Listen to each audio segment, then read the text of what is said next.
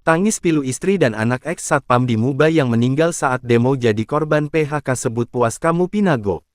Tangis pilu tak terbendung dari istri pendemo yang suaminya meninggal dunia diduga akibat serangan jantung saat ikut turun menggelar aksi di kantor Bupati Musi Banyuasin, Mubat Sumsel, Selasa tanggal 23 Juli tahun 2024. Sanuk Purwanto, 42 tahun, warga Muara Enim, Sumsel meninggal dunia saat memperjuangkan nasibnya yang baru saja di PHK oleh PT Pinago di Kabupaten Muba. Saat ikut aksi demo di depan Pemkab Muba bersama rekan-rekannya yang juga mantan satpam, Sanuk mendadak jatuh tak sadarkan diri. Meski rekan-rekannya berusaha cepat melakukan pertolongan, namun nyawa Sanuk tak bisa diselamatkan diduga akibat serangan jantung yang dialaminya. Sontak saja meninggalnya Sanuk secara mendadak membuat istri dan anak-anaknya yang masih kecil